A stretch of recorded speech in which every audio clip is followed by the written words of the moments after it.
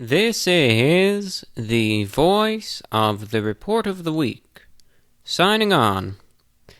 Hello, ladies and gentlemen, and everyone listening. This is VORW International, the voice of the Report of the Week, going out to you this Thursday, the 24th of October, 2019, the year being. I hope you had a lovely week, and hopefully you're having a good day today so far at that. Thank you for joining me on VORW International, a weekly free-form talk program where many things of many subjects and varieties are discussed, sometimes very serious, sometimes very light-hearted. You can hear this program a variety of means online, on iTunes, Spotify, Stitcher, Google Play, SoundCloud, iHeartRadio, TuneIn, and so many more platforms as well. We're also today going out on the shortwave, 7780 kilohertz for listeners in North America and Western Europe. Your feedback is always welcome at vorwinfo@gmail.com. And with that and a brief introductory note, today's broadcast is going to be in three parts. First things first, we're going to be getting right into the feature discussion. I'm not gonna sit around and waste any more time. We'll get right into the discussion about the social media and internet addiction. Following that is a lecture that I recorded the other day, which, it's very serious, and it's not a happy lecture, but it's something that I feel like I need to talk about, so we're going to get that represented, and it'll be out there. And then following that, we will just open up the mailbag for miscellaneous correspondence. Now keep in mind that going forward, this next part of the broadcast is going to be recorded on camera, so it's going to be a little fast-paced than usual, because that's what needs to be done. Because otherwise, there's no point. So, stay tuned. This is VORW. So, getting on to the feature discussion of the show, we're kind of getting right into it this time around. Smartphone and internet addiction. It's one of those topics that I raised a little bit long ago. It was probably, I would wager, probably 6 months or more ago. And I remember I was mostly talking about that with kids, with, like young kids, 5-6-year-olds being addicted to their phones. But this topic is generalized. It's really to anyone of any age, anywhere. And in the last program, I asked a question. I was saying, do you think that you are addicted to the computer, to the internet, to your smartphone?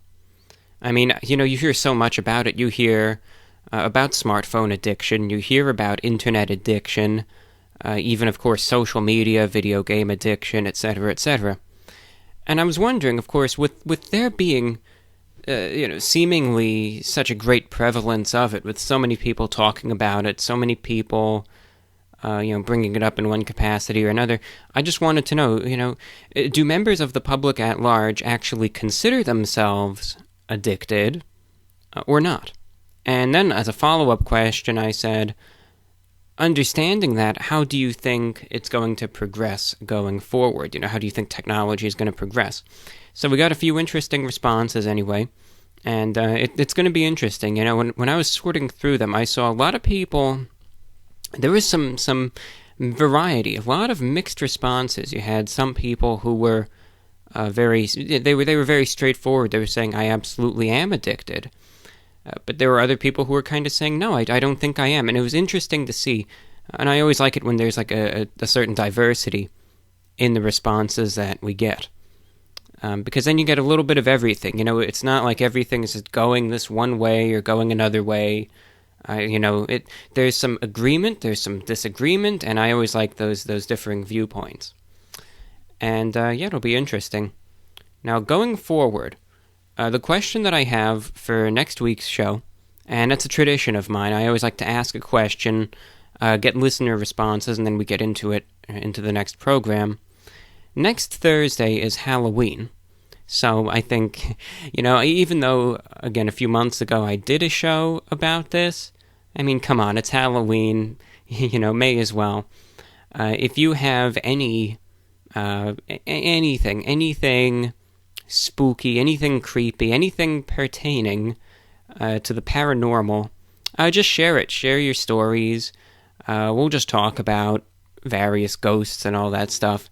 So if you have anything Halloween themed, any paranormal experiences, paranormal stories, anything you would like to share, and really anything that you find appropriate for Halloween, of course for a Halloween show, send it in and submit it to VORWinfo@gmail.com. That's VORWinfo@gmail.com. If you had any paranormal experiences, any capacity, anything you want to talk about, you're always welcome, and you will be on the air. So that's what it all comes down to, and we'll get a good show for you next week. But one interesting thing, going back over to internet addiction, and one of these things that I wanted to talk about, it is fascinating, and I think it does go to show, in my opinion anyway, its prevalence. To the extent that when I search addicted to internet, like the first thing that comes up, I'm seeing right here on Google, it's like addiction recovery, internet addiction disorder, all of these like very serious medical resources. So it's interesting. I think it does go to show that there is something that's come of it. There's one interesting news article I saw that was posted the other day, and this was in regards to South Korea. But I have a feeling that they're kind of they're playing it down, and I think they're doing this intentionally.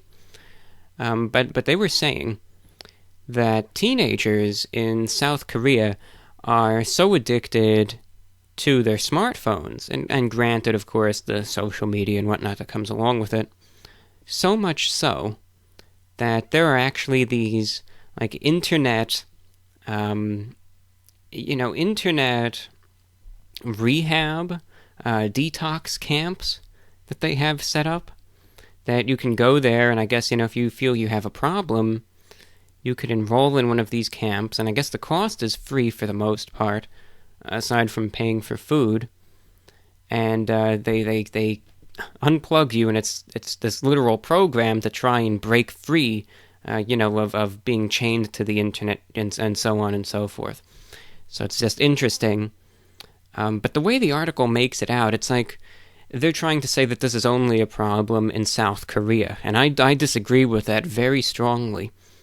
I think in any developed country where you can use the internet and it's not censored, it's not suppressed, you're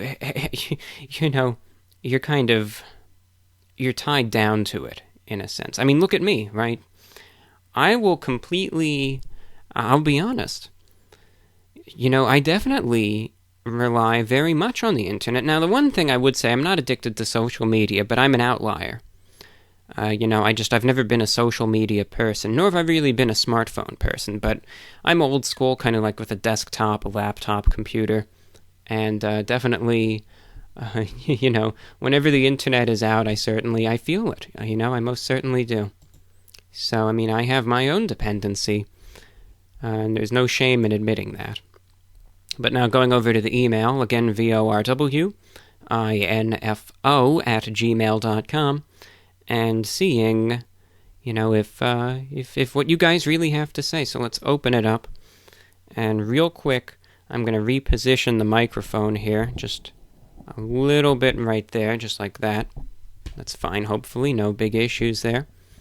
And let's go over and see what you have to say. So Roy, in Austin, Texas, listening in on SoundCloud, says, as for your first question, I am not addicted to my phone or the internet.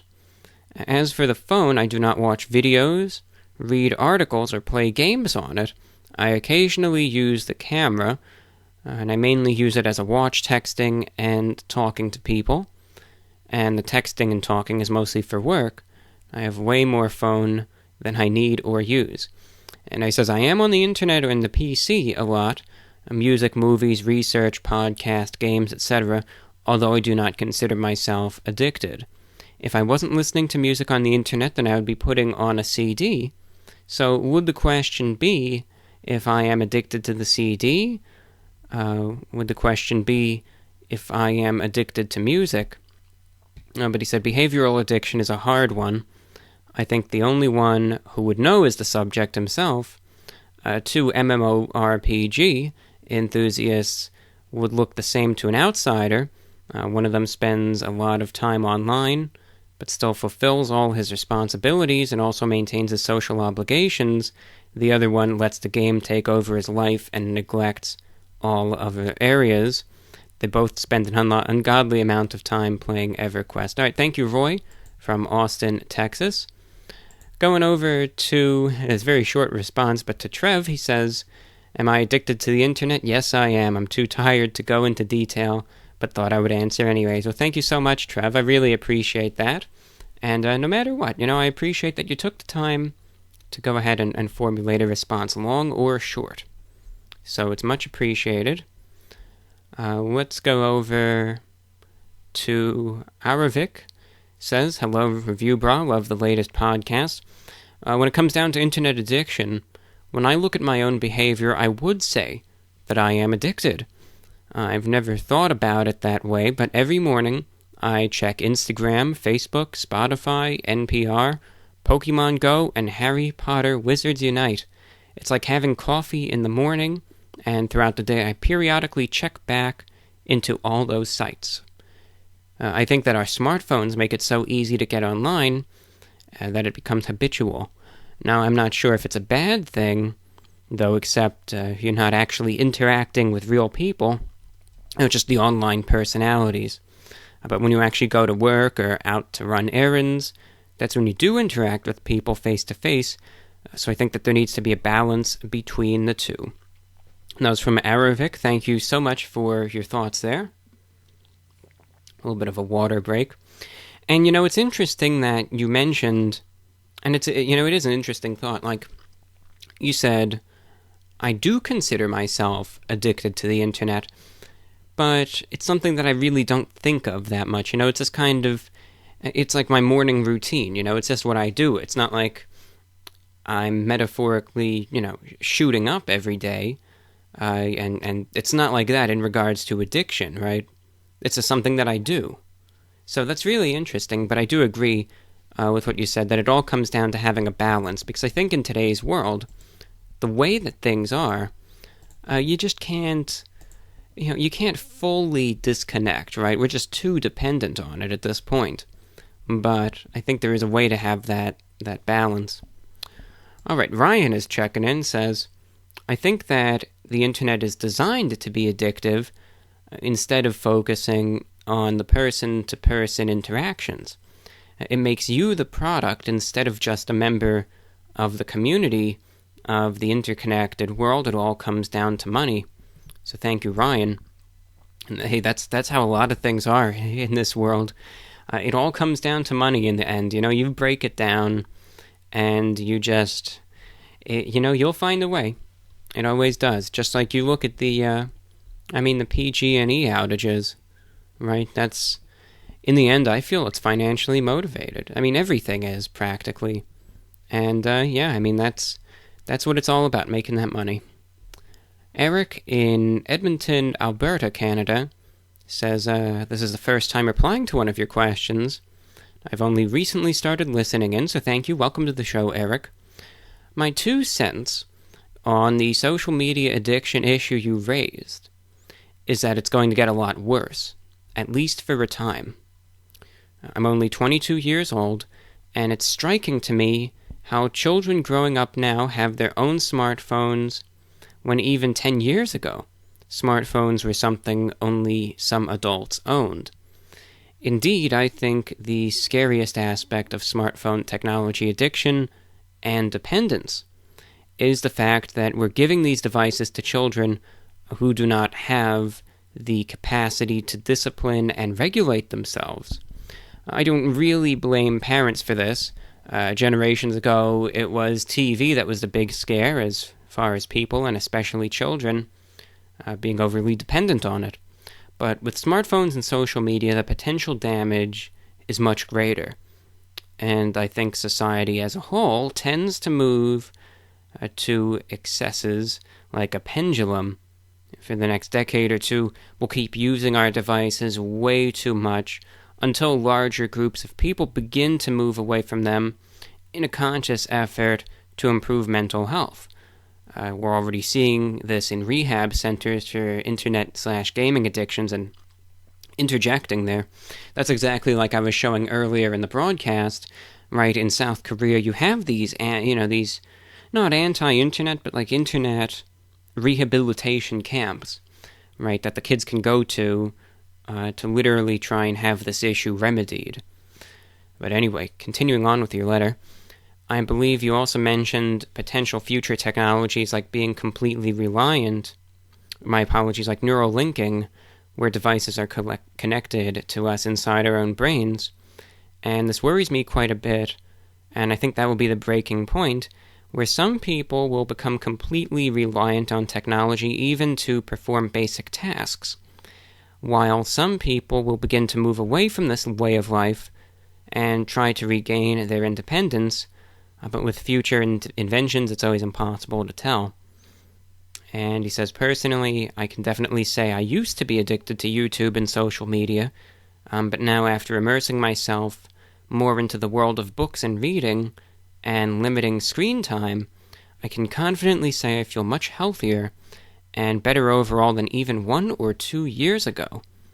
And when I do use my devices, I pay more attention to what I'm doing and how much time I'm spending on them. So thank you, Eric.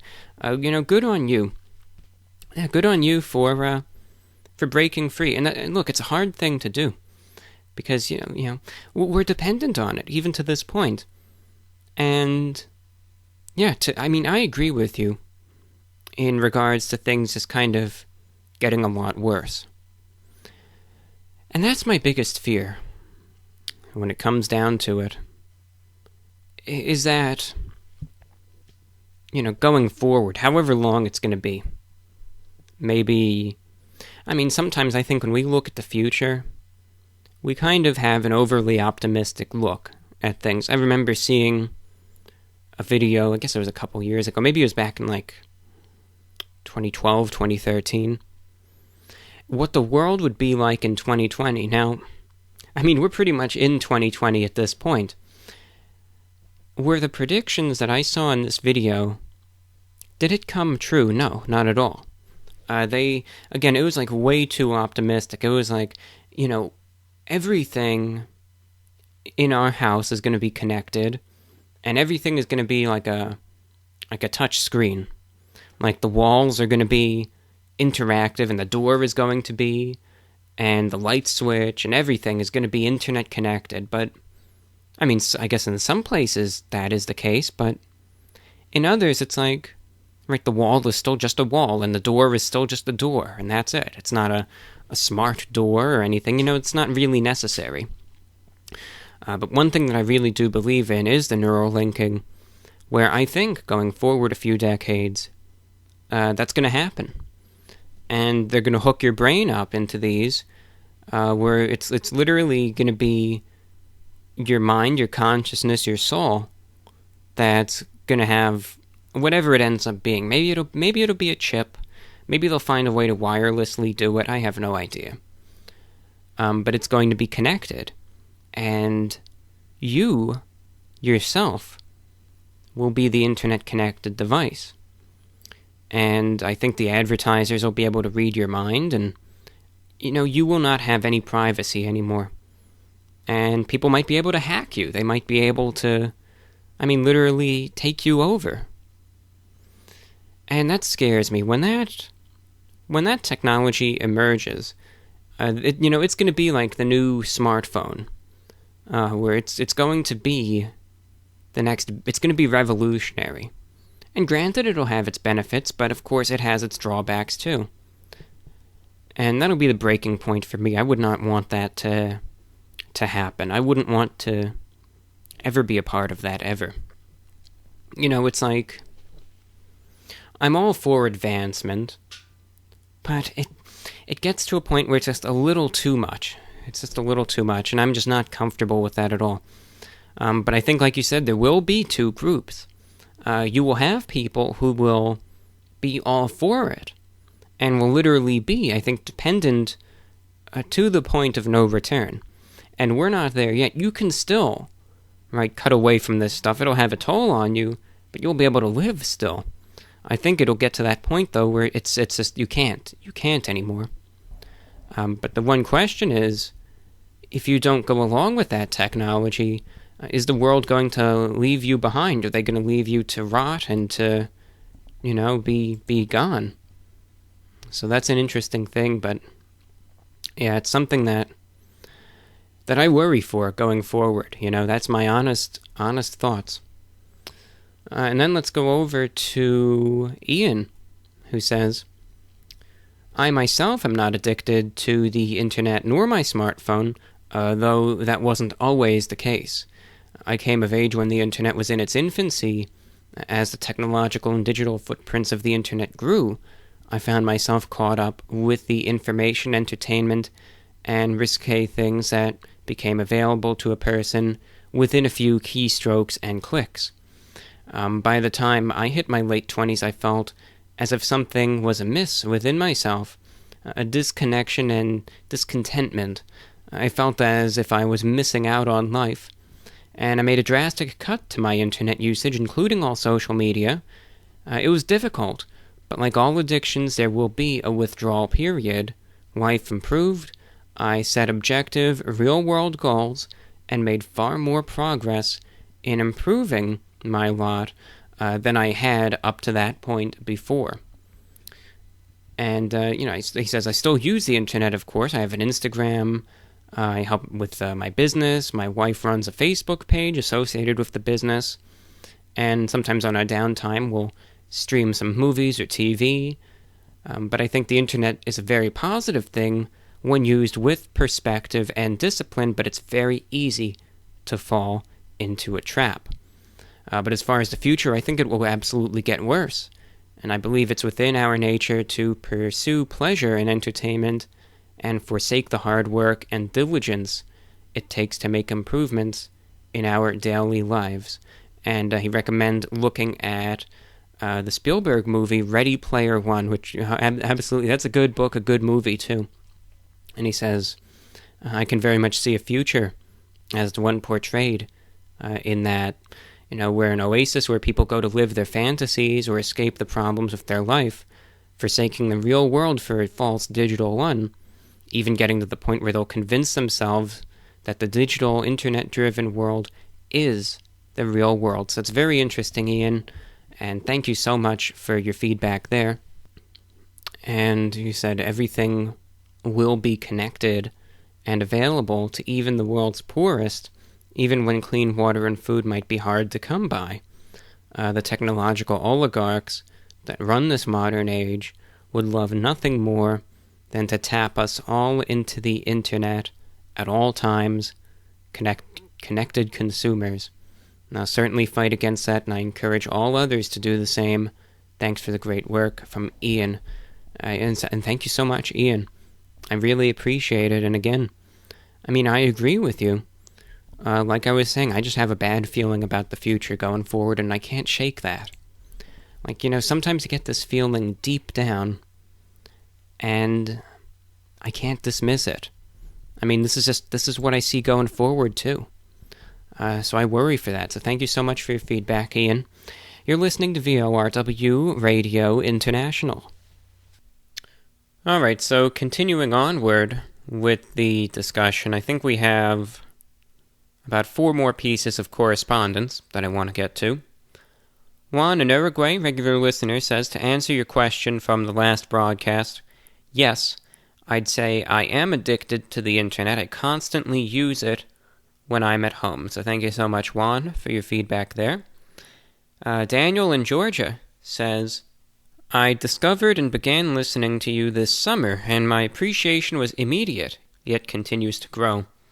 I'm 46 years old, recently divorced, and now live in a tent with everything I own on a bicycle, traveling around selling folk art paintings roadside. Since beginning this manner of living, of course it has become much more difficult to keep my devices charged and such, so I now spend far less time on the internet, and it has not felt like the pains of giving up an addiction. My days are rather busy with the essential tasks of life, and I'm mostly surrounded by wilderness and spend a lot of time observing and reading about trees, plants, biology, and such.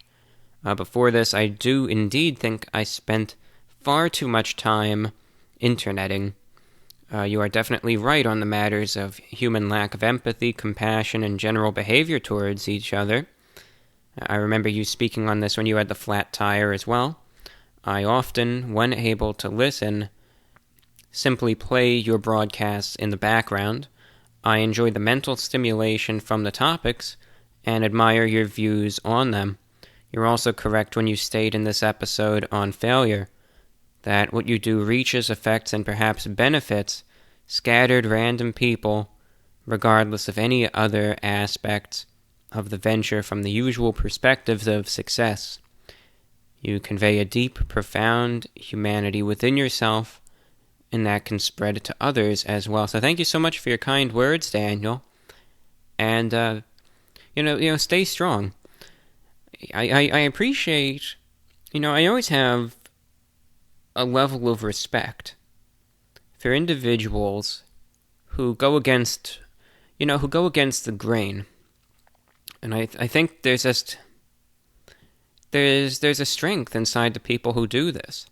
I couldn't do what you do right now, but you found a way to make it work, connect with nature, and as long as you're happy with your situation and you're doing something that you want to do, good on you. And otherwise, I hope things, if it's a situation that you don't necessarily want to be in, then I hope things pick up for you.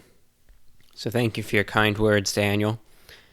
Let's go over to Viggo in Denmark. This is about the subject, internet smartphone addiction. I can say for myself that I am definitely addicted to my smartphone and the internet. I'm 31 years old and work as a cook in a family-run restaurant where I work between 9 to 12 hours a day for 5 days a week. I sleep for 6 hours per day, and the rest of the day, between 6 to 9 hours, I spend on my phone, tablet, or PC, watching YouTube, Netflix, listening to podcasts and music, or playing video games. On my days off, I spend between 12 to 15 hours looking at a screen. I have no social life aside from work and online gaming, if you could even count that. If I would be completely honest, without the internet I would be very bored, especially in the evening. But then again, I would probably get a lot more things done in and around the house and maybe even meet people in real life instead of online. Now regarding if it will get better or worse going forward, I think it will get better. The upcoming generations will rebel against their parents, as they always do. Kids nowadays are glued to the screens, but some are extremely against it. Same as veganism, vegetarianism, use of plastic and green energy, etc. At some point, the younger generation will be sick and tired of the way their parents or grandparents use and abuse things, the planet, etc. And as usual, the younger generation needs to fix the problems of the older generation, just like the aftermath of World War II, except now there are less children to clean up the mess and more grandparents, so I think it will get better, but it's going to be a lot of work for all of us, and we all need to change for a better, brighter future. So that was from Viggo in Denmark. And thank you for your feedback. That's the interesting thing when you look at generations, and you especially look at the younger generations, and you see various people or groups that try to predict, how things are going to turn out, and it's absolutely fascinating to watch and see what happens. I mean, for instance, politically speaking, now granted, I think it's pretty silly to go ahead and lump an entire generation into one thing or another. But regardless of that, what I see is sometimes you have individuals that'll try and predict the political mindset of, this emerging generation. And it's funny, where I will see these guesses all over the board, where you have some people that say, the youth of today, as they grow up, are going to be extremely liberal and progressive, whereas other people actually, say the other way, and they say that's going to be the most conservative generation ever. And it kind of makes me laugh a little bit when I see these predictions, and it's like, all right, well, they are the 180-degree opposite of one another. So obviously, I mean, then of course you can look at it and you can say maybe it'll be somewhere in the middle. Maybe one prediction will be correct, the other won't be. Maybe it'll be a little of both. I mean, predicting things is, well, for lack of a better word, quite unpredictable. Sometimes you have something and you think it's going to be right, and then it even seems like it is, and then it's not. It's just funny how it is, but yeah, I mean, either way, regardless of any of that stuff, yeah, the world is, it's a mess. It most certainly is. And hopefully things are going to get better one day. They need to. But again, thank you very much, Vigo, and you put a lot of work into your job. So that's what we have for written correspondence. Again, the question for next week's broadcast is, it's open line, so there is a broad format. Because the show is going to be on Halloween, like I was saying, how can you not? How can you not? The show is about the paranormal. Anything paranormal related that you want to share, please go for it. Anything. It could be of any experience that you know, any ghost stories that you have, anything that happened to you or your friends or your family or anything. Any theories, hypotheses, general comments, thoughts on Halloween, etc. Send them in, submit them. Please, the more we get, the better. So, VORWINFO@gmail.com is the way to send it in. Send in an email to VORWINFO@gmail.com. You can type up the correspondence, or you can record it through an audio recording device of your choice. Likewise, as I always say, if you do want to support this broadcast, consider a donation via PayPal to VORWINFO@gmail.com, or via Patreon at patreon.com/thereport-of-the-week. If you donate via Patreon, one little bit of an incentive is if you donate there, you can listen to all the music shows on demand anytime you want, online, digital, and you'll listen to all the shows, including the ones that I do Saturday and Sunday. So you're going to get about, 12 shows a month. So consider it, patreon.com/thereport-of-the-week. Also, of course, if you do want to advertise, send an email to VORWINFO@gmail.com. Alright, so having mentioned that, like I was saying, I do want to get to the one lecture that, again, I recorded the other day.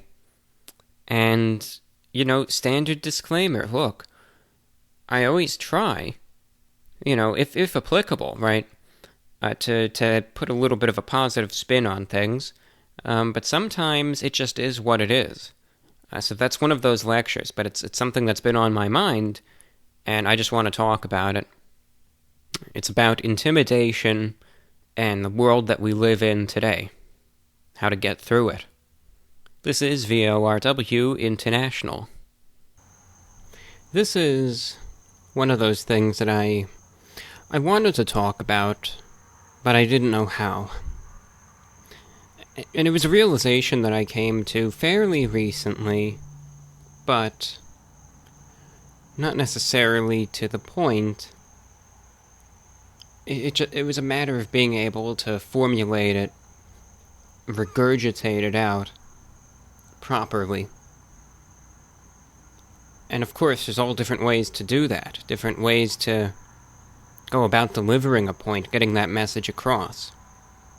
Right? Different tones you can set, examples you can give, ways you can go about doing this to try to get that optimal reception. In that regard, I mean trying to get it out in the most effective way possible. And a lot of the time when I have a point that I want to bring up or just something that I want to talk about, I'll go over in my mind and I'll think, yeah, I want to talk about it this way or that way, and I'll go about that. This is one of those things that I've noticed, one of these subjects anyway, that has me stumped in a way. Because merely it's something that I noticed and that I picked up on as I was kind of reflecting on things. And you'll see what I mean as I get into it. How much trouble I've had trying to get this out. Trying to even find the right way to formulate it. Because you see, that right there is the problem itself. One of the issues with what I'm talking about is that delivering the message is part of the problem. And as a result, it's going to be a jumbled mess, but I feel like that's the only way I can get it out. So that's what it comes down to. You know, the world is such an intimidating place. I mean, it's incredible. And intimidating is an interesting word, because it can be used, of course, in a lot of various contexts. Right, it can be used to pertain to various things. For instance, you can have a lot of work to do, and it'll be like a tedious workload, and you can say, this is a really intimidating job. Or maybe a high-stress situation, oh man, this is intimidating.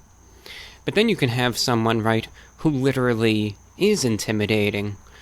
Someone who is, threatening you, harassing you, trying to invoke a certain feeling, right? And I think we've all seen these types of people. I see it every single day. I have people that send me various comments, and, you can tell that they're trying to be intimidating. Be that the way that they say certain things, the way that they act, right? And it can come off that way. That is the type of intimidating I mean when I say that the world is an intimidating place.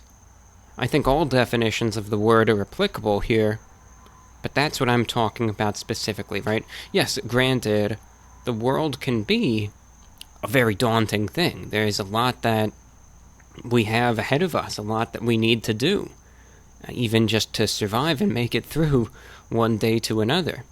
And that in itself is an intimidating task, but I'm talking about intimidation and literally people trying to get to you, in a way. Because the world is an intimidating place. It really is. I always try as best I can, and that's not to say that I do the world's best job, but it's something that I try. At least a principle that I try to adhere to day to day. As I live life, I try to treat others with respect, kindness, and dignity. But obviously, though that's a message that I try to promote and a message that I try to get out, one way or another, and I think you see it too, there isn't much reciprocity in regards to that. A lot of people don't have those same feelings.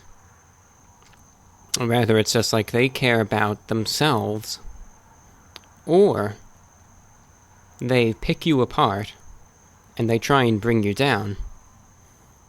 Again, usually it's for selfish reasons, though sometimes people just, like I was saying a few shows back, you have this collective mentality, this lack of empathy, and sometimes people just can get so narcissistically self-absorbed and they see your mere existence, the fact that you're alive, as getting in the way of things, getting in the way of their life. And there's a lot of angry psychopaths out there. And when you realize this, you start looking around and you start paying attention more and more at the world, at what's going on around you. And you realize what a massive, massive thing this is. The amount of people who are this way, who are like, it's almost as if they want you gone. At the very least, they hate everyone but themselves. And this isn't one of those issues that, you see this a lot with the media, where there's something that happens so infrequently, or something that has happened in one isolated area, 10,000 miles away, but they fearmonger. They use these fear-mongering tactics to hype things up, of course, again, for their personal financial gain. You see this a lot with things going on overseas. And they hype it up and they scare people and they make it think like it's going to impact them, and so on and so forth. When really it's not. And they make it think like it's at your very doorstep, etc., when things are really quite fine. But this isn't one of those cases. This is one of those things that isn't exclusively in one isolated incident that gets hyped up beyond belief, or that's 15,000 miles away, and is just all the way over there and doesn't really impact you. This is something that's at your doorstep. That if you just go out, chances are you'll see it. You'll see this mentality. You see it everywhere online, but if it carries out right here into the real physical world. And, I see it so often. So I think that just goes to show, at the very least, its prevalence. And yes, the world, ladies and gentlemen, really is, by all definitions, an intimidating place. But it's interesting, where I was looking back, and here's how it all ties together. You'll see. But this is the only conclusion that I can come to. This is the only thing I can use to explain this. This is all I've got. I was looking back at the YouTube channel, the other one, the Report of the Week. And of course the channel goes back many, many years. It goes all the way back to early 2011. And it's hard to believe that that's close to 9 years ago now. Feels like every time I mention that now it's already been another year, but crazy how it is. And I remember, though, when I first started out this show, VORW, I started it out back in 2014. And granted, right, that's 5 years ago. 2014, 2015, 2016. When you start looking back a couple years, you do notice that, right, things have changed. And change is one of those things that we really don't necessarily notice until it's really brought right to our face, and then we're like, wow, how did this happen? Or sometimes you'll look at something and you'll realize, oh my gosh, I was a different person then. But you necessarily, sometimes we do, but you didn't necessarily, most of the time anyway, notice this transformation. It kind of just happens. But I was looking back at this show, and it's just so weird how, number one, I've changed as a person from, 2014, 2015, 2016, right? We all have to some capacity. But one thing that I noticed in those shows was that I talked about whatever I wanted to talk about. And I didn't feel pressured. I didn't feel as though I was going to lose anything. I didn't feel intimidated. Right? The whole point of the show, even to this day, is for it to be a free-form talk show. Talking about whatever there is to talk about. Anything. And you still see that to a capacity from one show to the next. But I remember when I first did the show, and really for the first couple years, like I said, I was a different person, but it felt like there was nothing stopping me from talking about whatever I wanted to talk about. And granted, I didn't discuss anything controversial. It wasn't like I was sitting there doing extremist political rants or any of that. As a matter of fact, most of the discussions that I featured on those programs were very, very basic. I was mostly talking about shortwave radio and reading some listener questions and pieces of correspondence, etc. And that's what it comes down to. But I remember I would pick up the microphone, hook it up, turn it on, and just go at it, just talk. But recently, and especially, I've really noticed this over the last, probably to an extent the last few months, but really, it's been really strong over the last few weeks. And it's like, even though the content of this show in recent times hasn't changed one single bit, and even though for the most part people are fine with it, I feel like when I pick up the microphone and I'm ready to talk, all of a sudden I get this feeling of apprehension. And I get this feeling of not nervousness. This isn't anxiety. This isn't nerves. I deal with that too, but it's different. I want to distinguish that immediately. But it's like this feeling that I get in the back of my head telling me, do not do this. Don't do it. You're going to regret it. And resultingly, I start feeling this fear.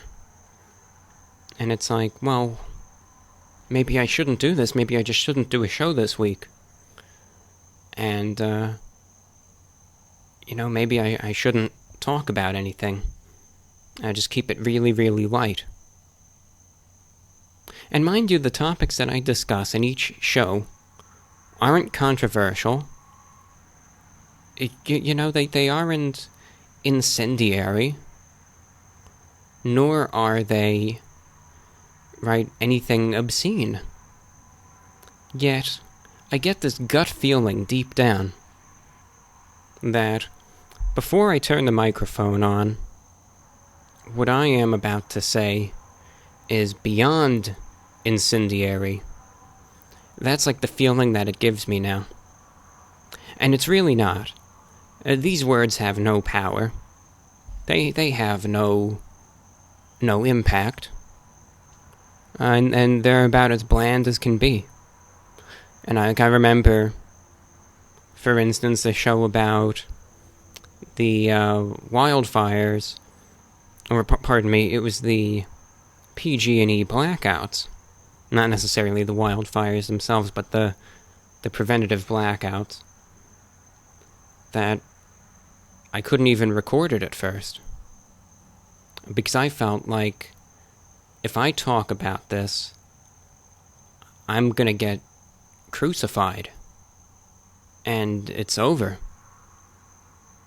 But in reality, I did the show. And it was completely and totally fine.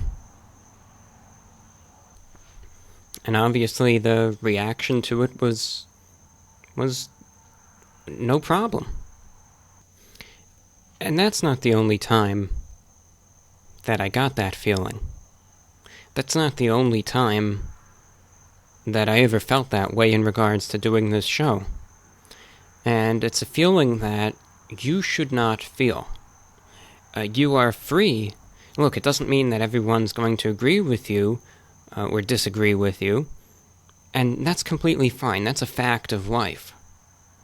I mean, I do this show, and I talk about some of the driest subjects out there, and I still get people who say the worst possible things. So even then, if you look at that and you already see this reaction that you get, you can talk about anything that you want. You're free to do that. But I was focusing on this feeling because I was getting it more and more and more. And it was at first very perplexing. It was like, why am I having to feel this way about things that should not cause this feeling at all, should not cause this feeling in any way, shape, or form? Because it's terrible. It's terrible to feel like you can't talk about a single thing when that's not true. That's not the reality. That's not how it is. Like I said, people might disagree with you, but that doesn't mean that you can't talk about it. And there's a difference between that and feeling like you cannot discuss anything at all, ever, anymore. So I tried to think, well, what exactly is the root of this? Because obviously something needs to be causing it. Obviously something needs to be making me feel this way. Like I can't talk about anything anymore because it's going to be the end of everything. And one thing that I would try to do is just disprove it, go ahead with the show anyway, and you see the results, right? Like I had this feeling, I had these worries, I had these fears, and I did the show about PG&E anyway, and what happened? Nothing. Some people watched the show, and that was that. People were fine with it. A lot of people said, yeah, show was alright, let's hear the next one. Nothing. That impact that my mind warned me was going to happen if I did this show never came to pass. But that didn't do anything. Even though I was able to directly disprove this feeling and show that there was no validity to it whatsoever, it didn't matter. Because it happened again, and it happened again and again and again. So I was thinking to myself, well, this didn't help. Right, this didn't do what I thought it was going to do. So you need to examine where this is coming from. And at first I couldn't tell. I didn't know. I was looking around, trying to think, what changed? What's different? No, I'm doing good, I'm doing fine. I'm happy. I'm staying active. Trying my best to stay healthy. Keep my mind active. So it's nothing there. Everything in my life is going fine. I looked at the world initially, and I was thinking, no, everything seems alright. But then I thought, well, what exactly is it that you fear? Well, society. And the bad people in society. That's it right there. The answer is right there in front of you. Now you have to pick it apart and you gotta think, well, why exactly? So what? And the reason is because I've seen and I know what people are capable of. But regardless of that, there's nothing that I can do to change that. And I've seen what's happened. I think that's maybe one of those things that kind of rubbed it in. Where I remember I made a post on the social media. I talked about this a while back. And it was literally telling people to stop bullying each other. That's what did it. And people wanted me dead after it. People wanted me killed.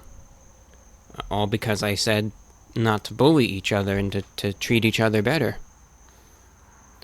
If you cannot say something like that without being harassed and verbally assaulted by thousands of people, and then have people threaten your life, then is there anything that you can say anymore? Is there?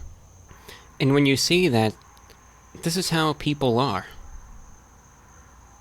This is how so many people can be, that these are individuals that I had previously looked at as viewers and supporters, and this is how they really are. This is the real them that comes out. This isn't just some group of bots or trolls or people hired to go on some sort of campaign, right? These are real people. And this is something that's inside of them, that the demon comes out. I mean, you see it over something that should just be accepted, right? I do not condone bullying, yet I suppose these people do. Because, it all ties back around to what I was saying about intimidation in the world, and this is that type of people right there. That again have this narcissistic self-importance that they hate everyone but themselves. It's like this selfish anger, this sick, twisted, psychopathic nature that you see.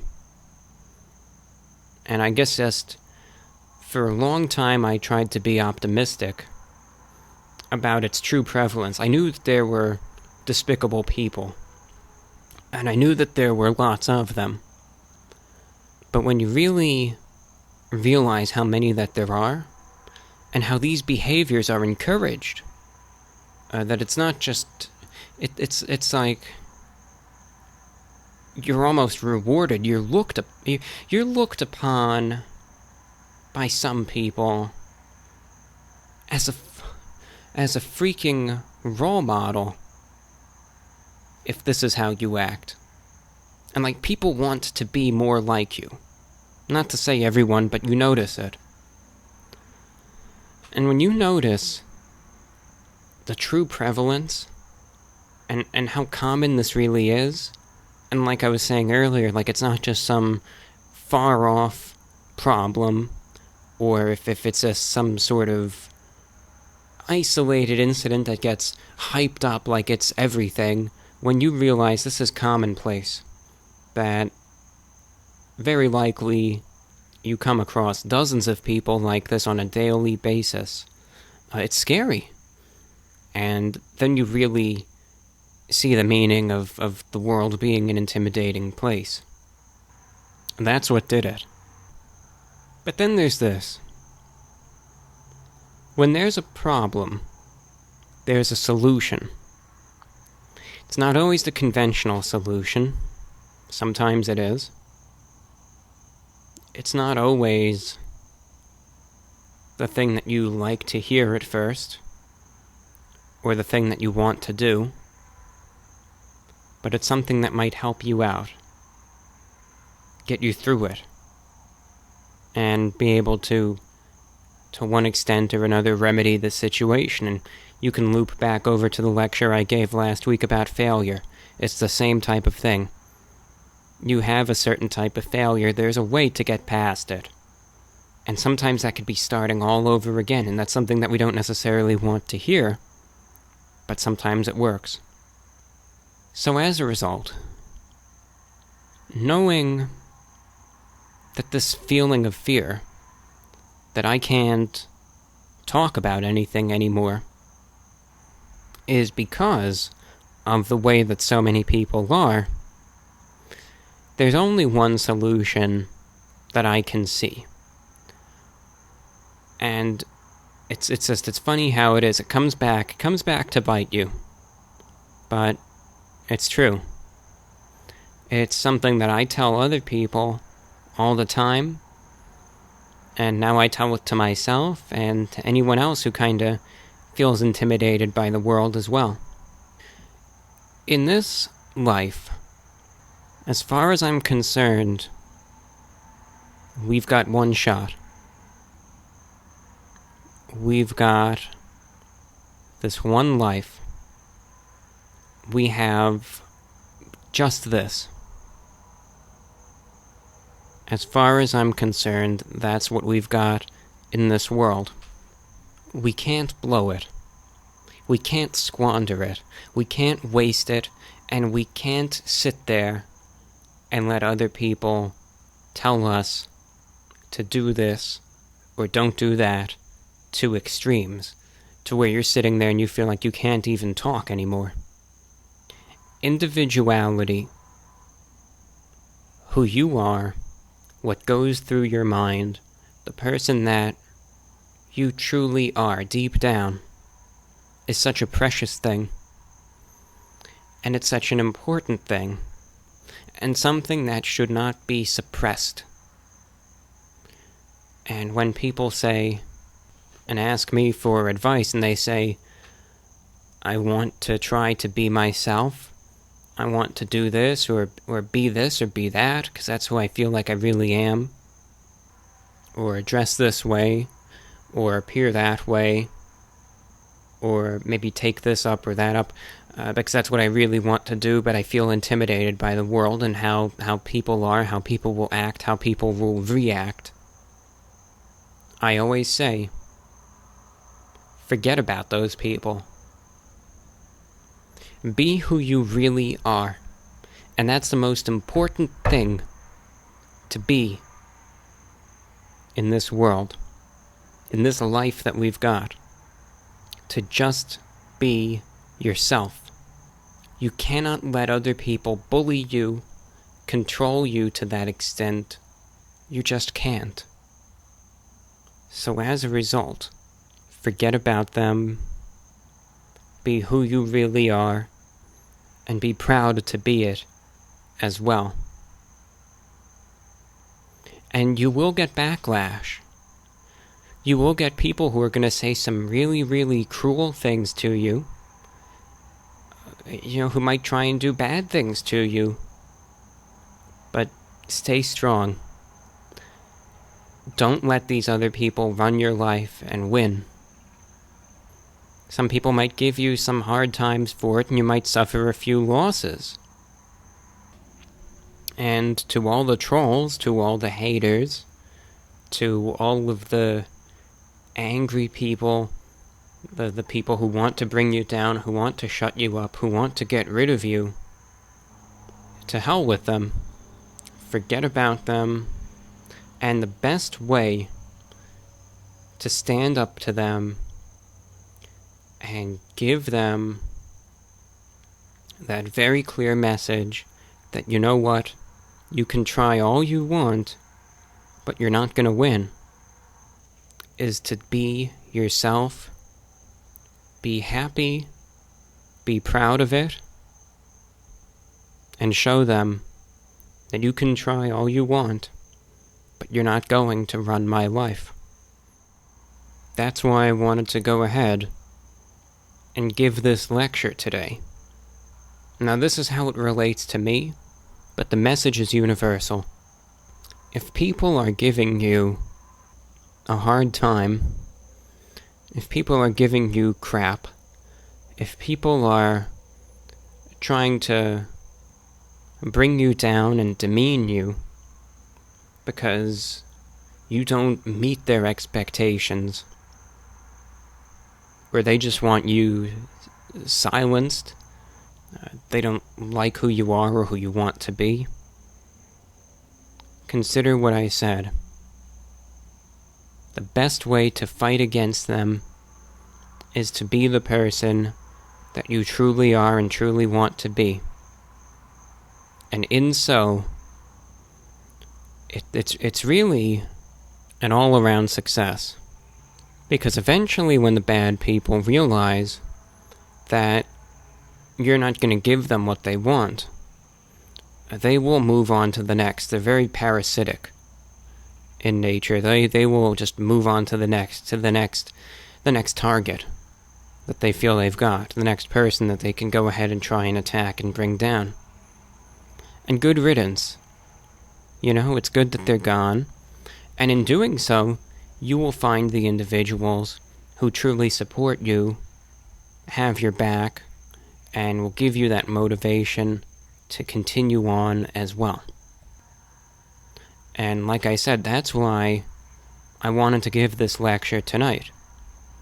And people can do anything that they want. They can all leave, they can all dislike, they can type the nastiest threat that they can imagine. But you know what? I'm keeping things going. And I'm not going to censor myself for things that should never be censored. So I wanted to go ahead, address it head on, and that's the best way to do it. You dive right in, head first, and show that I'm not afraid of them. That I'm not afraid of the what-ifs, of the various, what if someone thinks this or thinks that, or says this or says that, or doesn't like it, or whatever. Not to fear that, but rather to embrace that, and to say that's fine. If everyone hates it, everyone hates it. But I'm just going to be me. And I'm going to talk about what I talk about, and that's all that there is to it. Because one thing that a lot of these people try to do against you is that not only do they say direct insults, direct attacks, direct threats, you name it, against you, and do these various things and get this mob mentality going, but they try to convince you that what they say is true, and that what they say is right, when that's just not the case. And the way that they win is by trapping you, is by making you feel that by the mere act of existing and doing what you want to do, right, provided that it doesn't hurt or harm others, but by the fact of just doing what you want to do and being who you are is some sort of unforgivable wrong, and that you are the lowest of the low for doing it. So they trap you, and they convince they convince you, they get into your mind, and like it did with me, it gave me that feeling like maybe I should just stop doing this, because I had those worries and I had those fears. But that right there is exactly what they want. So in the end, that's what they'll do. Make you the ultimate weapon against yourself. And one of the best ways, like I was saying, to fight against it is to retain your individuality and stay strong. You're listening to VORW International, the voice of the Report of the Week. And now going forward, we will open up the inbox, and we'll see what everyone has to say. Way to get in touch, VORWINFO@gmail.com. That's VORWINFO@gmail.com. I guess email isn't the most popular thing anymore, so it is what it is, but if you want to send one, you're welcome to do so. Never forced to, never obligated to, but always welcome.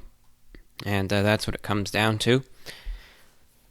On an interesting note, well, it's not really that interesting, but I'll say it anyway. The conflict going on, of course, in northern Syria, Operation Peace Spring.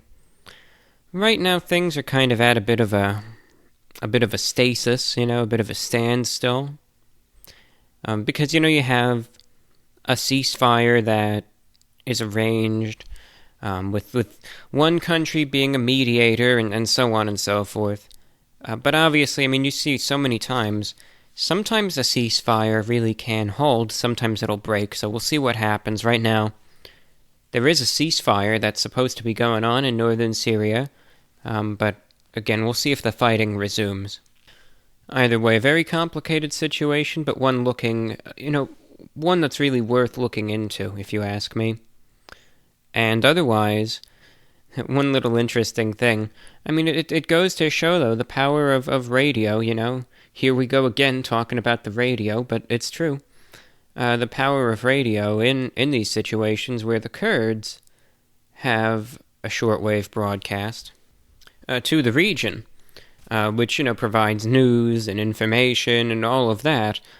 Now, they do not have their own transmitter, though. They do the exact same thing that I do in regards to broadcasting, where they buy the airtime from a transmitter a little further away. And that's done, obviously, because if they had their own transmitter, either in perhaps Syria or Iraq, or I would doubt Turkey, but even if they did, obviously that's much more susceptible to being attacked, being destroyed, being raided and shut down. So instead they produce the programs and then send it to transmitters in France and Moldova, and then they're able to broadcast from those countries over to northern Syria and northern Iraq and parts of Turkey on the shortwave. But recently their broadcasts have actually been getting jammed, believe it or not. And if you know what's going on over there, there's only one culprit who's doing that, and that's Turkey. So the Kurds' shortwave broadcast is getting jammed, because Turkey has a lot of shortwave transmitters, not all of them are in use. So they kind of took one of those transmitters and are broadcasting like Turkish military music and speeches from Erdogan over the Kurds' broadcast. So the two audio feeds, are on the same frequency, and Turkey has a stronger transmitter, so they're really jamming the Kurds' shortwave station. And the Kurds are trying to avoid it. They're doing the best that they can, where they're trying to move to different frequencies to avoid the jamming signal. But then Turkey will just fire up their transmitter and move to the other frequency and just follow them around and continually jam them. So, yeah, radio jamming is still a thing. Look, that still goes on. I've had Cuba, unintentionally really, but sometimes they'll jam some of the programs that are on one of my frequencies, and sometimes they'll leave the jamming transmitter on a little bit, and then my program will get some jamming also. But Cuba does some radio jamming. China does a huge amount of it. They have hundreds of transmitters that they just, anything they don't like gets jammed out on the shortwave. North Korea does, Vietnam does. I believe Iran does some jamming as well. Saudi Arabia does. Ethiopia, Rwanda. So radio jamming is still a thing. You just don't hear about it much because it's shortwave and that's not relevant anymore in the U.S. But, of course, to the listeners in these target areas who are in northern Syria trying to get some info from a source that they agree with and want to hear, and now they can't hear it anymore because it's getting jammed. Obviously, that's very, very relevant to them. So, it was interesting anyway, because I've been following that, and if you ever want to try and tune into the metaphorical radio war, usually these broadcasts are on anywhere between, because now they change the frequencies around pretty often to try to avoid the Turkish jamming, but It's usually either on 11.520, 11.530, or 11.540 kilohertz. That's 11530, etc. Kilohertz. You could probably hear it if you're in Europe, the Middle East, but sometimes even in North America, because Turkey uses 500 kilowatts, which is a lot of energy and a lot of power behind their jamming transmitter, so obviously that produces a very, very strong signal that extends very, very far beyond the target area. I mean, I've been sitting here and I've been able to hear their jamming broadcast, not very clearly, but, I can hear that military music, and I know that that's the Turkish jamming signal, so interesting to see. And anyway, it goes to show that if they feel the need to jam it, then someone is listening. So anyway, we do have a few questions and a few miscellaneous things to talk about. VORWINFO@gmail.com. On a little bit of a current event, we got an email from Joe, who just sent in an article, and he just said, word for word, and I agree with him, he said, "This is nuts." And what is crazy exactly? Well, we were talking about PG&E. Well, here it is again, and I told you that wasn't going to be the first time that it's going to happen, and it's only going to happen more and more. PG&E imposes new power shutoffs in parts of Northern California yet again. Right now, the Pacific Gas and Electric Corporation cut power to almost 200,000 customers in 17 counties in Northern California. Some people are saying that it's going to be possibly around 500,000. They said it's a public safety shutoff, going to be for 48 hours. And, same area as the last time. Could be also parts of San Mateo County, just south of San Francisco. They said when the weather subsides, the power will be back. But, here it is again. A lot of people aren't having this, but, do you think anyone is going to really protest it? I don't. I don't think so. And I remember reading a news article somewhere saying that this is going to happen for the next 10 years. So it's insane. I mean, I knew it was going to happen again, but to see it so quickly. So, it's just something to keep an eye on, and, granted, I would be very upset if that happened to me, and, here it is again, the power outages round 2, and then eventually, it's going to be round 3, and round 10, and round 20, and so on and so forth, so, here we go once again. We got an email coming in from Toby, saying, and I should just mention real quick, if you haven't already, just listen in. I did a show last week, it's up, you can find it, about the PG&E outages the first time, and that's just a lot of interesting feedback. Now anyway, Toby wrote in, said, it's interesting, if not disgusting, how some other YouTubers try to get clicks by mentioning your name, then they try to guess who you are, and do their own critique of you. Maybe they're not outright mean, but it seems like a poor attempt to get views. Well, I understand what you're saying there by that. And a lot of people, right, that's how it is. It's the funniest thing, where you'll get people that'll accuse something of being clickbait, but then they'll watch it anyway. And, it is what it is. Look, there's nothing that can be done of it. People will use other people's name to get, their own, for their own publicity, and I understand. Look, people have to make a living off of it. So, people can say what they want about me. They already do. I already get attacked so often. So people will say what they want. I just wish that some people gave credit where credit is due. I remember on Twitter the other day, someone made a meme about me, and it got 225,000 likes and 2.3 million views, yet they couldn't even say, who it was that was in the video, but it is what it is. That's how life is, my friends. That's just the way it goes. You don't always get what you want, so that's what it comes down to. We have an email from a listener in Belgium. He says, I don't want to go into my life story as it's very boring, but my father died 10 years ago, and it's an event that has impacted me so deeply that I have yet to recover. I didn't know how to deal with it back then, and I still don't. My mother and sister are the only family I have in Belgium since I'm an immigrant, and I don't really have any close friends or father figures I can talk to. At this point, I've seen all my friends grow up into complete assholes and distance themselves from me for no real reason. They've become hooked and dependent on substances at such a young age. And I see all this toxicity, hubris, and adults that just don't know what they're doing with themselves, and I get sad. I don't have the power on my own to attempt to fix these issues, and from what I've seen, my generation isn't going to care enough to bother trying to. Of course, there'll always be outsiders. Stupid prejudice, racism, intolerance goes on in the youth here, and again, I just feel defeated. I don't know what to do with these people. I get that they're still young and developing, but the adults that raise them are just as bad, if not worse.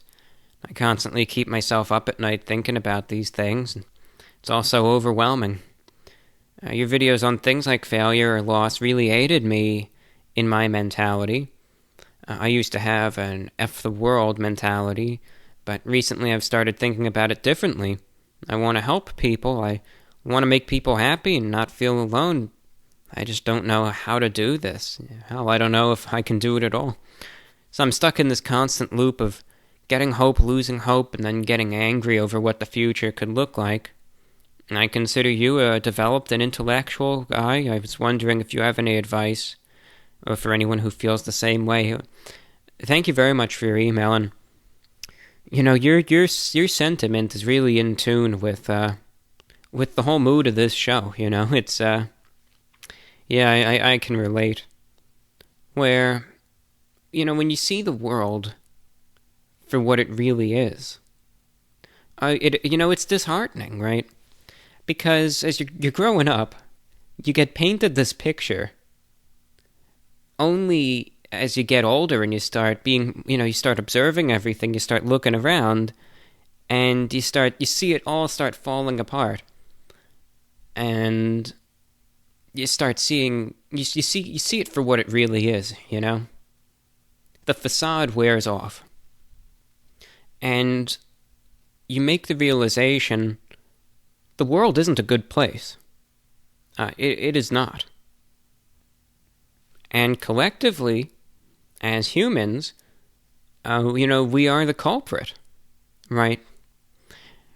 But the one thing that I always have to tell myself is not to detest the entire world. Because, if you get into this mindset, right, you could know what something is. But that doesn't mean that you need to sink down as low as the problem itself that, you talk about because you know about it, right?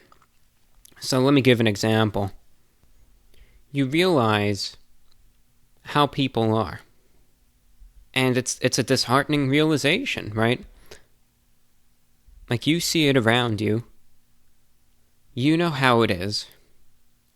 So, resultingly, you can find yourself in a mindset where either A, it can be, like, what's the point of it anymore when, I despise all of it. Or B, when you see how it really is, it'll just fill you with a type of anger and resentment because of that. And it's like, I detest this place and the people that are there in it. But at the same time, if you have that mentality, and sometimes, look, these feelings will creep up on us and there's nothing we can do about it. But to actively take that mentality and hate the world, it's going to affect who you are. And it's going to make you no better than the people who you take this disdain toward in the first place, right? You're not going to be any different because you'll be filled with that anger, that rage as well. You might even have this narcissistic self-importance, because you'll think, well, I realize the problem, therefore I'm better than everyone else resultingly. No, that's not true, right? That's not the way to go about looking at it, because it's all a matter of perspective. You can see the situation, you can see it for what it really is. But likewise, having this perspective on how you handle it and how you move from there once this realization is made, that's the most important thing. And the way to do it, in my opinion anyway, is to say, look, it's a mess. We know that, we see it, and it kind of gets rubbed in our face time and time and time again. But, and that's what makes it. You say, but. And just because a majority of things are evil and are bad in this world doesn't mean that every last person is terrible and is out to get you and wants to do you harm and wants to burn everything down, in the metaphorical sense. There's a lot more people, there's a lot more people in this world that are that way than I first realized, and that's that's a gut punch when you see it. But you have to realize, even if it's a minority, there are still good people out there as well. People who do want to help others and do the best to make this world a better place. There are still good people out there, and as a result, try and tell yourself that, and remember, sometimes it can be tough to see initially. I know some days it's really hard for me to see, but humanity isn't totally a lost cause. Some days it certainly feels like it, but there are still good people around. There are still people out there who want to help others, who want to, who want to make the world a better place. And there's some people who, they have this inside them. Unfortunately, maybe they're intimidated by their surroundings. And like I was saying, those feelings of wanting to do good kind of are locked in, are locked away. So one thing that I try to do in my broadcasts and in my lectures, I oftentimes try to put a little bit of a positive spin on them to try and send messages of positivity and just hopefully little reminders that we can treat others better, right? To try to be the best person that you can be. To treat others with kindness, respect, dignity. Of course, knowing the way that the world is, you have to stand up for yourself too, but that doesn't mean that you need to be, a piece of you-know-what. Right? You can still be strong but good. And I just try to send those messages out. Sometimes it's not, I don't do a good job at it, but I try to anyway, to whoever's willing to listen, be that, 10 people or 1,000 or every little, everything makes a difference. And so can you. Even if it's the small things. Look, some people aren't going to be receptive of it, but sometimes the results will be very surprising. Just stay strong, be the best you can be, and just know, even though it might seem like you're isolated, like, you're on this metaphorical island, like you're alone in all of this, because it's such a miserable place, you aren't. And even if it's few and far between, there's other people out there too who want to help. So just stay strong, keep fighting the good fight, and I wish you the best of luck. So thank you so much for your correspondence. I know the response wasn't perfect, but, please keep, you have the right mindset. I know it's easy to get down about things, but you're off to a great start. The fact that you want to go out and help others, just, stay strong and keep it up, my friend. Anyway, Justin in Singapore is checking in. I'll be going to take a sip of water here. But like I was saying, Justin in Singapore is checking in. He says, I was wondering about your opinion on whether you think water ought to be a basic human right. So thank you, Justin. Oh, absolutely, 100%. Food, water, and shelter, right?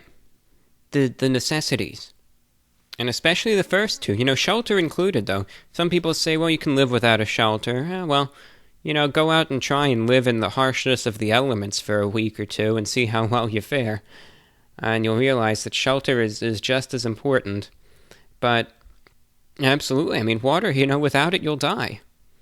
Like I was saying long ago. It wasn't really that long ago. But, yeah, clean, running water. We need it to survive, and we're so dependent on it, absolutely. Here I am as I record this, gulping down the water. Absolutely. Yeah, it's certainly a basic human right, and we all need it to survive. So, absolutely. Absolutely, yes, an easy yes. Water is essential for survival. And again, clean water, without diseases, without these chemicals in it, and yeah, it's absolutely, it's a necessity. What I do want to get into next are a few listener-submitted pieces of feedback that were done, again, through audio. So if you are listening in right now and you have, any paranormal thoughts, any experiences, any thoughts on Halloween, it's free format. Talk about anything you want. But go ahead, pick up a microphone, and I'll get you on the air next week. Record your thoughts, on Halloween, any of that. Record it and send it in, VORWINFO@gmail.com. But anyway, I have a few that I want to get to. These are mostly miscellaneous, for the most part. But I want to get to a couple of them anyway. These pertain to miscellaneous topics, so I know one of them is about PG&E, and another one is about the internet addiction, but a few interesting topics anyway. First one comes from Josh in Utah. Great to hear from our listeners over there. And he has a few thoughts on clowns. Hi, John. This might sound strange. By the way, this is Josh from Utah. This might sound strange, but I'm wondering if you have any thoughts on the phenomena of the clown being so significant in the zeitgeist and the American culture. I mean, last year, this year, we've had It Too, Joker, all of these things. Do you think this represents anything that the collective consciousness is experiencing that's being played out through artistic form? Anyway, curious to know what you think. Love your work. I bid you a farewell. Yeah, clowns, it's an interesting question that you have. Clowns, are huge in society, of course, for different reasons. Of course, getting into kind of a, clowns never bothered me. It never scared me. Never, if anything else, they do not invoke any sort of fear. Like if I see someone dressed as a clown, it's, they're just dressed as a clown. If someone, I'm not going to feel any different toward them because they're wearing the clown makeup than I would anything else. If I see someone, let's say, roaming around in the woods at 3 a.m. dressed in clown makeup, right? I would think it would be weird, but it is what it is. I mean, someone can see me walking around at 3 a.m. in a full suit, going down some path in the woods too, and what are they going to think? It's the same type of thing. They're going to be like, what is this guy doing here? What is this? This is weird. But clowns don't really bother me, though obviously the phenomenon, number one, is I think it's just this juxtaposition. It's because of pop culture, right? Obviously, the whole purpose of clowns initially is to be funny. But I think it's just because you take something that's initially human and you put all this makeup and this outlandish outfit and it almost transforms it into something different, Like, well, it's still a person, right? It's obviously, it almost, look, it's silly to say, but it almost looks otherworldly, It doesn't look natural in any way, shape, or form. And you take something that's initially supposed to bring, feelings of comedy, and you strip it of all of that, and you make it absolutely sinister, I understand where that feeling, and obviously, also, everyone has their own fears, everyone has their own phobias, right? Some people, look, it doesn't matter, you're just afraid of clowns. But another thing, of course, one thing that you hear a lot about are sad clowns, which again is like, this juxtaposition of something that is supposed to be, right, the initial purpose of being, like, funny and happy, and again, you strip it of anything but those feelings and those emotions, and it conveys a very different image. One thing I was hearing on the radio the other week, I'm not gonna... a lot of people I see use the phrase clown world, but that's just politically focused. That really doesn't have anything to do with clowns themselves. But some people might just be confused with that phrase in general. But yeah, it is interesting how just the clown itself, can convey a lot. But again, I think just because that transformative aspect can have just such a broad appeal, as is shown time and time again, that's why so much is done with it, in my opinion. It's like it could also be, like I was saying about the facade, it can be an ultimate example of that, something that's supposed to bring about, again, this initial expression of comedy and happiness and laughs that really, is anything but. So just interesting anyway. So thank you so much, Josh, for your thoughts there. Since we were talking about the PG&E, let's go over to Ricky with a few thoughts about that. Hey, Review Bra. This is Ricky checking in from San Jose, California. It is currently October 10th. Just finished listening to the podcast and wanted to give you my thoughts and opinion on the outages here in the Bay Area. Now, first and foremost, I'm personally not affected. However, if PG&E is still considering cutting power to more areas, I can't say I'm out of the woods quite yet. Mostly due to the fact that I know some neighbors down the street who have had their power turned off. Now, for the most part, people can complain and lash at PG&E for what they're doing, but to me, I feel like this is a necessary step in order to prevent the wildfires. Especially with how often they can occur out here, you really can't be too safe. The best way I've heard from neighbors to pass the time during this dark hour, for lack of a better term, is honestly just going outside or taking a good hike, or maybe even hitting up places for amusement that haven't lost their power. In the long run, I feel we've grown so much as a species that we've become a little too reliant on technology. Not saying that's a bad thing, however, since it has made certain things possible that weren't before. But I think we need to get in touch with how we used to live before power was even a thing. And since its creation, we've continued to expand and use it in many ways. I just feel as though we've really become quite attached to it. That being said, breaking any addiction can be frustrating, and I can see why most people would be upset by this cutoff.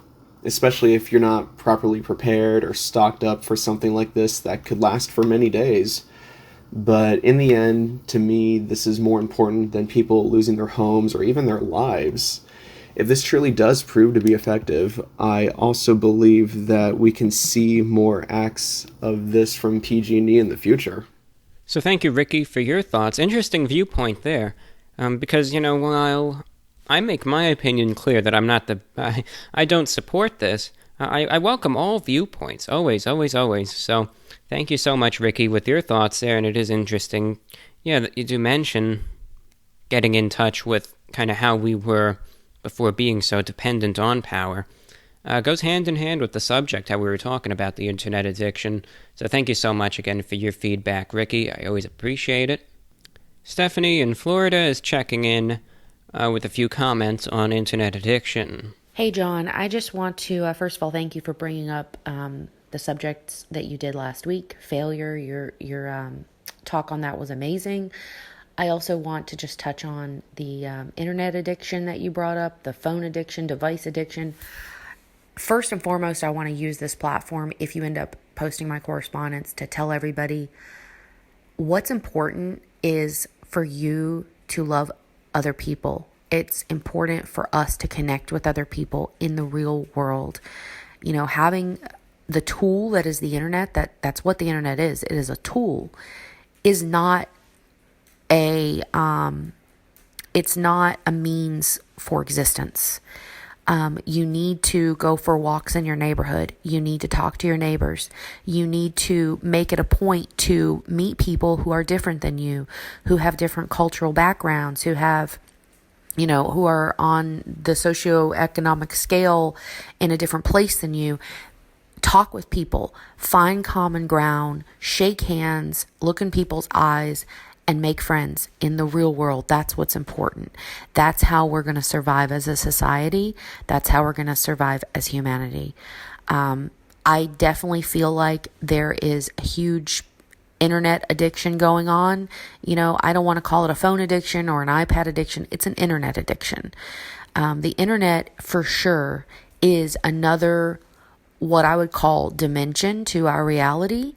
I do feel like there are people who could live there and completely just put on their sunglasses and never come back. And I wonder sometimes, are we going to where people are just living in another reality? If you think about it, we do all of our banking online, we work online, we talk, we have friends online, people have romantic relationships online. It goes on and on and on. And I don't want to sound like a Debbie Downer, but yeah, I do worry about people just getting sucked in and even more sucked in. And I do think with the advances of technology, it will become an escape to some people as, our physical world continues to change.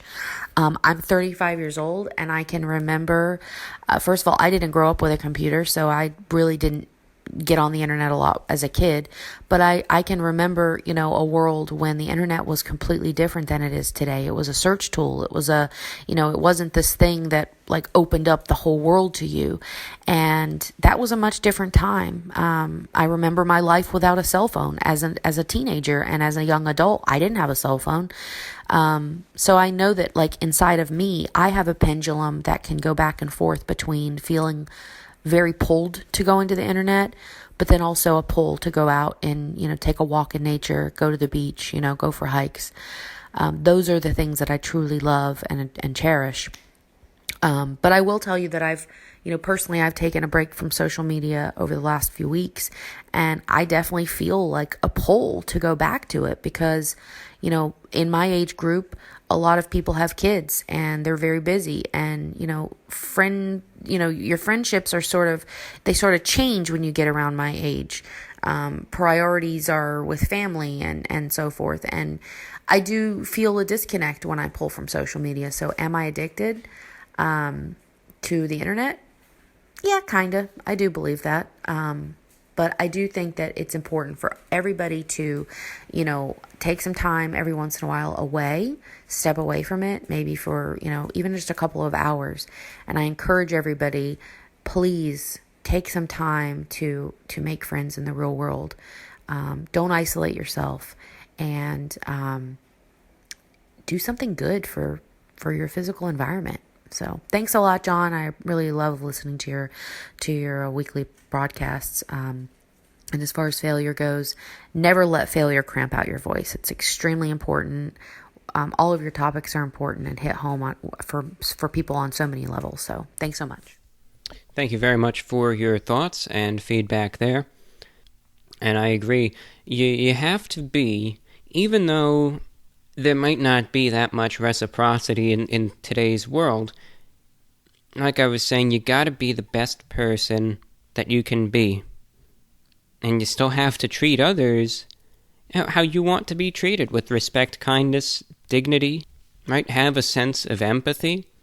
Stand up for yourself too, but just overall be a good person, even though sometimes the view of things can, it can jade you, right? You still gotta just stay strong and be the best you can be.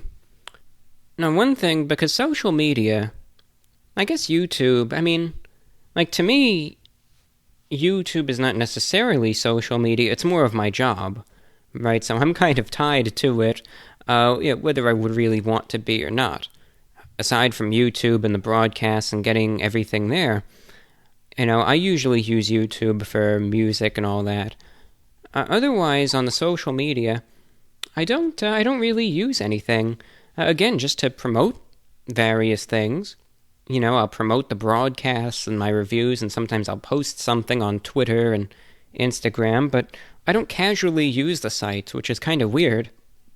Like, it's funny, the only thing I ever use Twitter for that isn't related to my channel, sometimes I'll search the word shortwave, and I'll see what people are talking about there.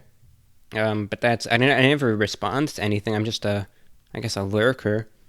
And on Instagram, on occasion, maybe once a week, I'll look up the tag for suits, and I'll just see what people are posting there, but that's it. And those are two just tiny, tiny little things that I can just do without, It won't adversely impact me at all if it's gone. But obviously for people who are much, much more vigorous users of such sites, I've absolutely heard of a lot of people who try and take the social media out of their lives. And yeah, like you were saying, you feel this calling back to it. I've heard a lot of people saying, like, it almost is, it is an addiction, right? You're feeling this urge to, in a sense, obviously, relapse. Not necessarily the same as doing drugs, but you want to do it again. You want to be back, and being away from it, for many, is hard.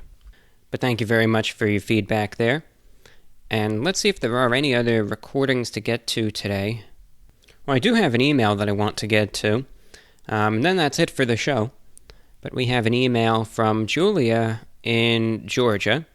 And she says, I was wondering, well, number one, I'll do this on the music show more prominently, but a shout out to her friend Eve and daughter Daisy. And said she's going through a tough time.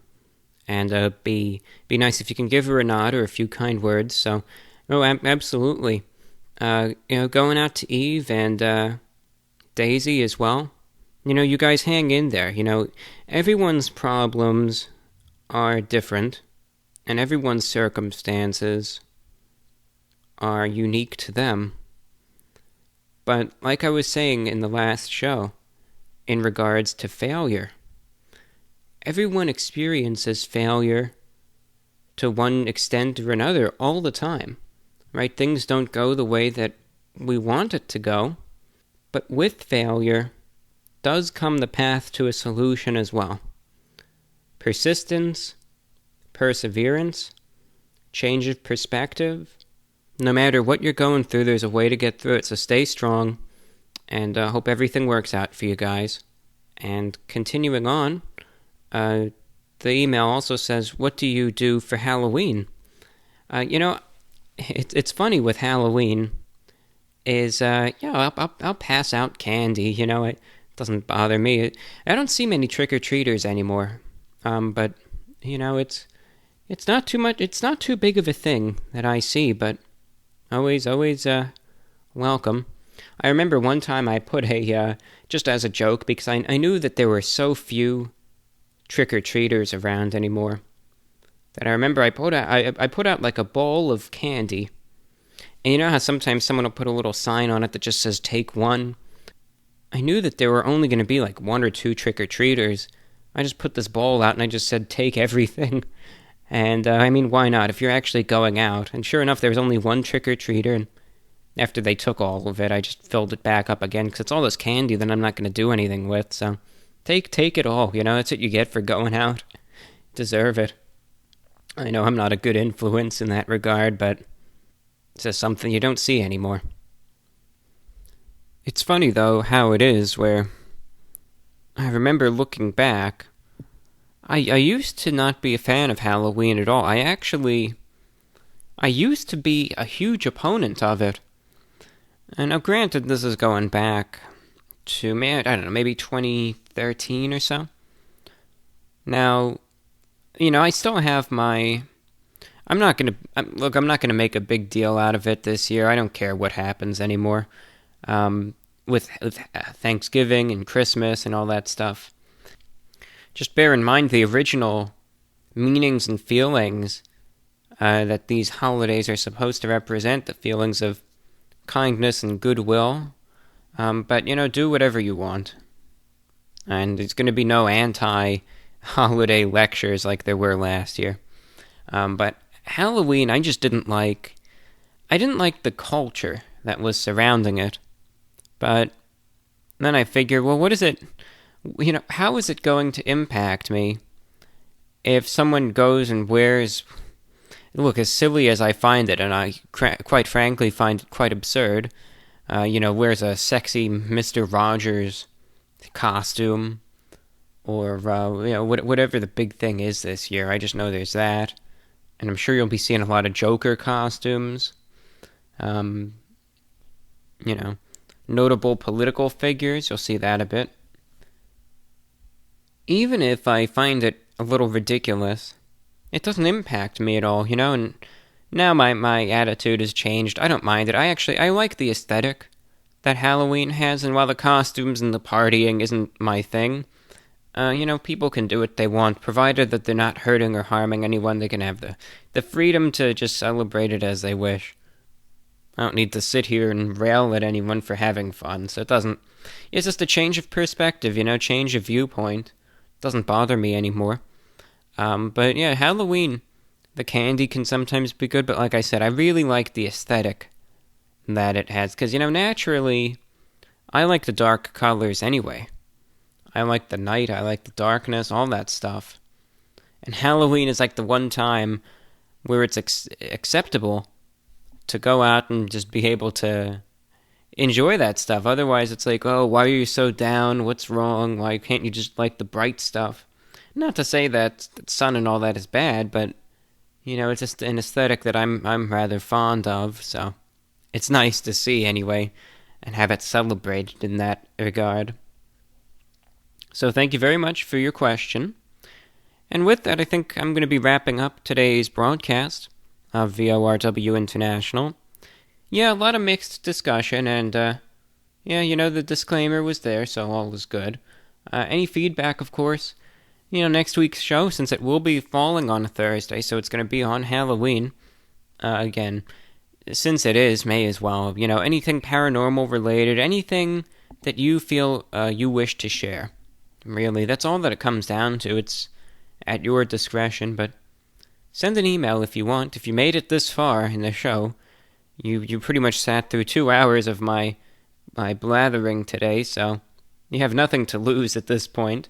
But consider it, VORWINFO@gmail.com. And, of course, otherwise, if you want to support the show, PayPal to VORWINFO@gmail.com, or at Patreon, patreon.com/The Report of the Week. So with that, thank you very much for listening. Thank you for tuning in. I hope you have a happy Halloween, whatever it is that you have planned for it, if anything at all. And otherwise, this show will be here. You can tune into the podcast next week. I'll be doing the music show on the shortwave. So, some music and talk coming your way anyway. And, just hope you have a good week ahead either way. So thank you and do take care. This is VORW concluded.